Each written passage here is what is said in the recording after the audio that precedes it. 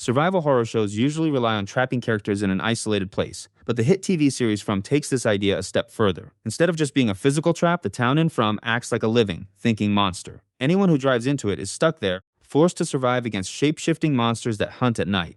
But while the monsters are scary, the daylight hours reveal that the environment itself operates under strange, nightmare-like rules. One of the biggest mysteries the characters face is the existence of the Faraway trees. These are hollowed-out trees in the forest that act as instant teleportation devices. If a character steps inside one, they are instantly transported to another location within the town. At first glance, the residents, and the audience, think these trees are just random, chaotic glitches in the town's geography. However, if you look closely at who uses the portals, what their state of mind is at the time, and where they end up, a sinister pattern starts to emerge. The Faraway trees are not random. Instead, they are an extension of the town's living consciousness that transports people based on their true intentions, rewarding those who are selfless or innocent, and brutally punishing those who are arrogant. To figure out how the Faraway trees work, we first have to understand how the town itself works.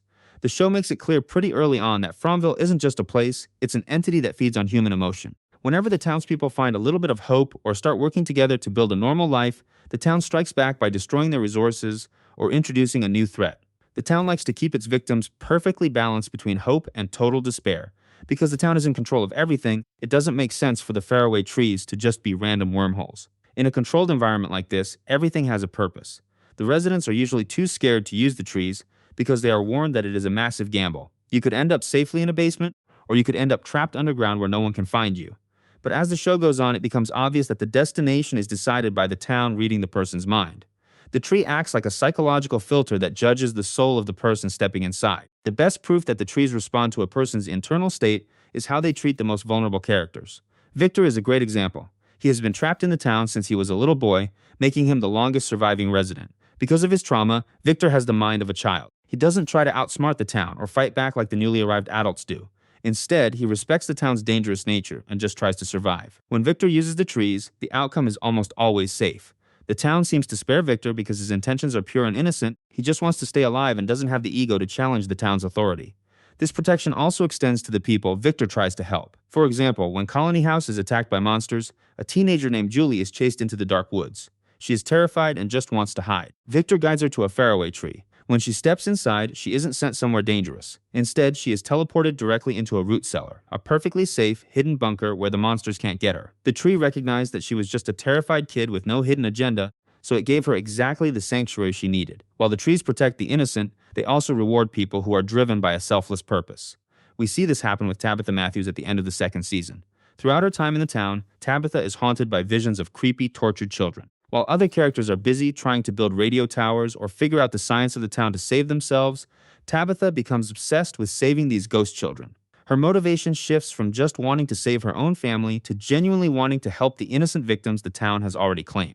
When she finally steps into a Faraway tree, her mind is completely focused on a selfless goal. She wants to reach the mysterious lighthouse to rescue the children. Because she isn't acting out of selfishness or running away in fear, the tree actually helps her. It teleports her precisely to the base of the lighthouse. Tabitha's journey proves that the portals can actually be navigated safely, but only if the person using them has a heart full of sacrifice and a purpose greater than their own survival. If Julie and Tabitha show what happens when you have good intentions, a character named Dale shows the horrifying consequences of having bad ones. Dale's fate is the ultimate proof that the Faraway trees are not random at all. Dale is a guy who becomes really arrogant and frustrated as things in the town start to fall apart. He wants to be the hero. He wants to be the guy who bravely figures out the puzzle and gets everyone home so they will look up to him. When he decides to step into a Faraway tree, he isn't doing it because he is in danger or because he wants to save someone else. He does it out of ego. He thinks he can outsmart the rules of the town and cheat the system. The result is one of the most gruesome deaths in the show.